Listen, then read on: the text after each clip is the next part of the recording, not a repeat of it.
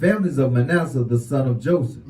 And these are the names of his daughters: Mahlah, Noah, and Hoglah, and Milcah, and Tirzah. Right. And they stood before Moses and before Eleazar the priest, and before the princes of all the congregation by the door of the tabernacle of the congregation, saying, Our father died in the wilderness, and he was not in the company of them that gathered themselves together against the Most High in the company of Korah, but died in his own sin, and had no sons. Right.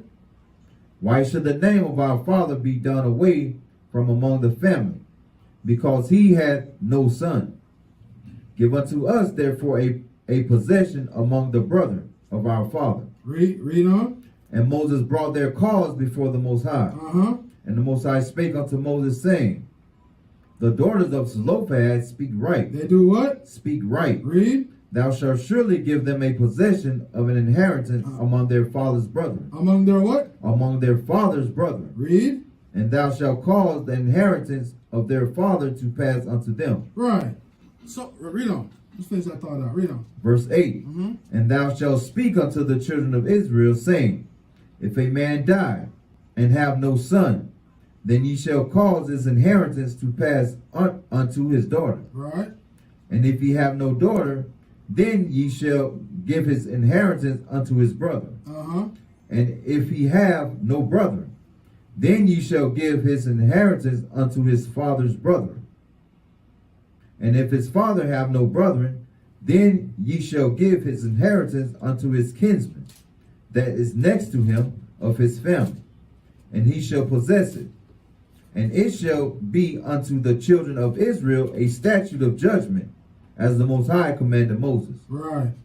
So now what we have here is a similar law that was given. It's called the Levirate marriage. If two brothers dwell together, and one brother dies, and he bear no son, the brother must do what? He must marry the wife. Exactly. And raise up seed in his brother's name. So that what? His name won't die, meaning the inheritance has somewhere to go. Right? That wife is now protected. Because remember, that wife, at one time, she belonged to another family. She being married is now brought into this family. The inheritance is what? It's where you live. It's where your food comes from. It's where your money comes from. The land. The land is what's going to sustain you. Right? So now she have no son. Who is the land going to go to? You just going to leave that woman that you just brought into your family out? Right? Now she has that choice to either go back to her father's house, marry whoever she wants. But if she decides she wants to stay in that family, it's the duty of that brother to raise up seed in his brother's name, so that now that inheritance goes to that son and that wife is sustained. Right? Now, protection for the women. You understand? And people like to say the Bible is misogynistic. That's the buzzwords going around. Right? A couple years ago it was melanin. Now it's misogynistic. Right? But here we have protection for the women. And protection for the women is all throughout the Bible. You understand? We have the situation where a man himself have no sons. He only has daughters. Where does the land go to? Right? You see, nowadays, you can buy a house, have some property, right? And you die. And you don't have no will or anything set up. Guess where that land going? Going to the government. And they get to sell it or do whatever they want to it. All right? It's gone. It ain't yours. The land that the Most High is divvying up for the Israelites is to remain in those families forever. Right? Forever. Even if they lease some of the land out, sell some of the land, the year of Jubilee come around, it release. It go right back to them. You understand? Now, the inheritance goes to the man. That's why they're bringing up the situation. but there is no man. All right? Has to go to the woman. Now, the land goes to the woman. Who's going to defend that land? Who's going to defend it? It can easily just be taken from her. Right? It's just simple. You understand? But we have here in the law that cannot be done. You cannot go wage war just because you see it belongs to these women. All right? However, there is a stipulation. In order to make sure it stays in the tribe's allotment, right? Another stipulation was put on. Let's go to Numbers chapter 36. All right?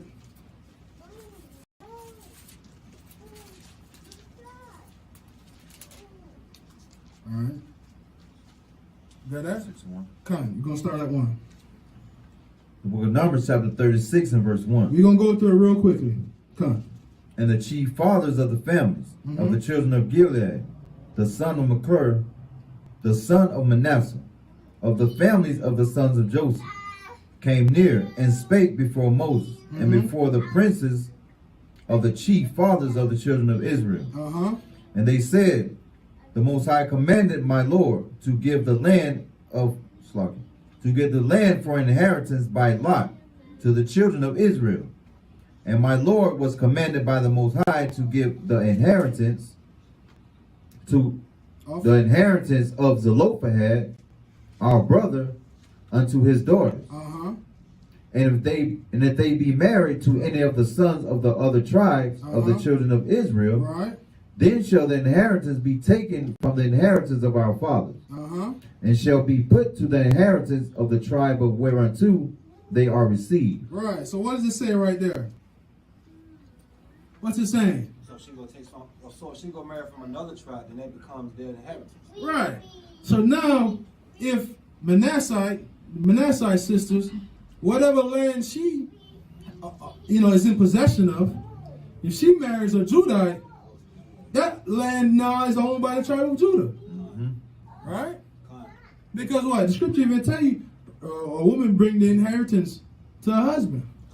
It now, when a man finds a wife, he gains a what? A possession. Everything now is under his authority. Why? Because it's under his protection. He's the one that's going to fight for it, right? Make the land do what it do. Whether if it's put cattle on there and raise the cattle, plow the field, whatever, he's going to take care of it, right? So that means it's under his protection. That means it has to be under his authority. Because if it's not under his authority, but he got to do all that, what's it called? That's slavery. We know all about that. We know all about cultivating the land, taking care of the sheep, the goat, everything, building everything on the land, but we got no say in what happened to it. All right? We build up Master's house, and we sleeping in the shack. Right? We have no say over that land. That's slavery. Yeah, that's slavery 101. Right. So now if a man has authority, he needs to have authority over the land if he's in charge of the land. Right? Let's read on. So shall it be. So shall it be taken from the lot of our inheritance. Verse 4. And when the jubilee of the children of Israel shall be, then shall the inheritance be put unto the inheritance of the tribe whereunto they are received. So shall the inheritance be taken away from the inheritance of the tribe of our fathers. Right. So it's gonna belong to them. Now here's a stipulation. Read. And Moses commanded the children of Israel according to the word of the Most High, saying, the tribe of the sons of Joseph have said well. This is the thing which the Most High doeth command concerning daughters of Zelophehad, saying, let them marry to whom they think best. Only to the family of the tribe of their father shall they marry. Right. So it says, let them marry to whoever they want to, but let it be of the tribe of their fathers. Right? Let it be of their father's house. So the land is not going out. Right? It's staying within the family. Right? Read on. Verse 7. So shall not the inheritance of the children of Israel remove from tribe to tribe, for every one of the children of Israel shall keep himself to the inheritance of the tribe of his father. Right. Verse 8. And every daughter that possesses an inheritance in any tribe of the children of Israel shall be wife unto one of the family of the tribe of her father, that the children of Israel may enjoy every man the inheritance of his fathers. Right. Neither shall the inheritance remove from one tribe to another tribe, but every one of the tribe of the children of Israel shall keep himself to his own inheritance. Right. Even as the Most High commanded Moses, so did the daughters of Zelophehad, and of Malah, Tirzah, and Hoglah, and Milcah. And Noah, the daughters of Zelophehad, were married unto their father's brothers' sons. And they were married into the families of the sons of Manasseh, the sons of Joseph, and their inheritance remained in the tribe of the family of their father. These are the commandments and the judgments which the Most High commanded by the hand of Moses unto the children of Israel in the plains of Moab by Jordan near Jericho. Right. So there's a stipulation there, right? They end up marrying their cousins, the sons of their father's brother. So stayed in that specific family. You understand? She woke up over there. All right? Yes. All right? So that's how, keep the inheritance in the family. So now let me ask you this. If the Most High went through and put the stipulation that the land be not moved from tribe to tribe, how much more serious is it for another nation to come occupy your land? Right? And that's what's happening right now. You understand? Everybody's fighting over that. That's prime real estate. Everybody's fighting over it. All right? Everybody's fighting over it except us. We don't know what. We fighting over the corner. We fighting over this street and that street. You understand? You wear blue on that street, I wear green on the street.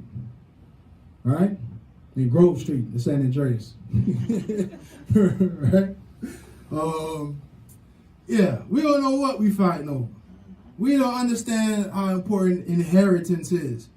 The inheritance is the kingdom of heaven. You understand? That's what it is. You giving it away to somebody else, you giving away the inheritance. And our people freely do it.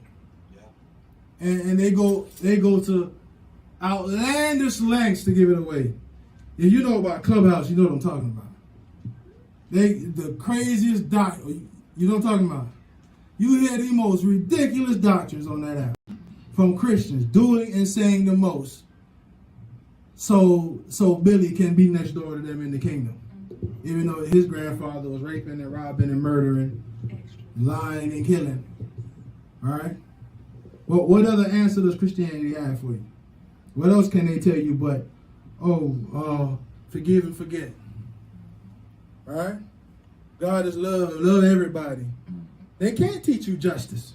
I got a precept. Go on. I got a precept on you was talking about how we gave the kingdom away because of us being in so much sin and stuff. I want to read Nahum 9 and 35, and it shows that we gave the kingdom away. Book of Nahum, chapter 9, verse 35. For they have not served in their kingdom. And so I'm read that again. It says, for they have not served in their kingdom, and in thy greatness, and thy good greatness. So I'm read that again. It says, for they have served not in their kingdom, and in the great goodness that thou givest them, in the large and fat land which thou givest before them. Neither turn there from their wicked works. So the Most High God has given us the kingdom, He's given us the fatness of the land. But we gave that away by sinning, by not turning away from our wicked works. I'm reading that again, slowly and sharp. It says, the book of Nahum, chapter 9 and verse 35. For they have not served thee in their kingdom, and in thy great goodness that thou give them, and a large and fat land which thou givest before them. Neither turn they from their wicked works. So, Con. Oh, you got more? No, that was it. Yeah, of course, right? Most of us say, for you would not serve me with pleasure, you're going to go serve your enemies. I'm going to scatter you, you're going to serve your enemies. All right? So, of course, we lost our inheritance. We lost the way to sustain ourselves. Right? Promise 36? Because go with it. Come on, go ahead. 36, because go with it. It says, behold, we are servants this day, Mm-hmm. and for the land that thou givest unto our fathers, to eat the fruit thereof, and the good thereof. Behold, we are servants in it. Right. Exactly. You understand? I had to get this precept. Come on. Good precept, huh? All right. Chapter 28. And verse 1. We're going into the daily burnt offerings.